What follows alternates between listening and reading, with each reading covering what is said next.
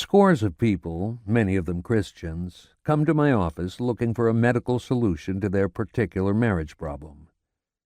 While as an MD I can do a great deal to help medically, often there is a greater need for me to first communicate biblical information that can heal wounds, restore relationships, and establish the right foundation for healthy attitudes towards sex in marriage.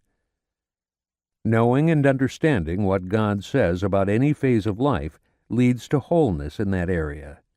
Nowhere is this more necessary than in the sexual realm, where negative attitudes and distortions have virtually destroyed marriage relationships. I think of the man who was deeply disturbed when God and sex were mentioned in the same discussion. To him, sex was altogether separate from his Christian life. The sexual relationship was an unholy activity in his opinion, and yet he continued it with deep guilt feelings, which tarnished the experience for both him and his wife. His misconceptions of God's view of sex resulted in a hurried physical act without tenderness or pleasure. Then I think of the woman who has been married 25 years and is still not sure what an orgasm is, or whether she has ever experienced one.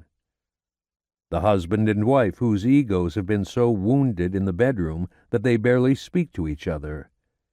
The earnest Christian couple who have no serious problems but little joy in their sex relationship, and many other troubled people whose marriages are filled with misery rather than pleasure. God has so much to say to all this through His Word. As a Christian physician, it is my privilege to communicate an important message to unhappy couples with wrong attitudes and faulty approaches to sex. The message in brief is this: you have God's permission to enjoy sex within your marriage. He invented sex. He thought it up to begin with. You can learn to enjoy it, and husbands, you can develop a thrilling, happy marriage with the wife of your youth. If your marriage has been a Civil War battlefield or a dreary wasteland instead of a lover's trysting place, all that can change. You see, God has a perfect plan for marriage, which we may choose to step into at any time, and the mistakes of the past can be dealt with and left behind. The ancient counsel given by father to son, based on the wisdom of God in Proverbs chapter 5, verses 18 and 19, comes across just as clearly to the listener of today.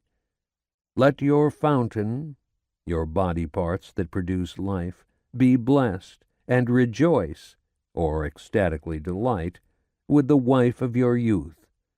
Let her breasts satisfy you at all times, and always be enraptured, or filled, with her love. It may surprise some of you to learn that the Bible speaks so openly, so joyously of sex in marriage.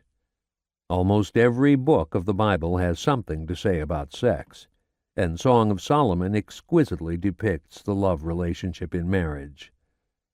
But Genesis, the book of beginnings, shows us most unforgettably what God has always thought about married love.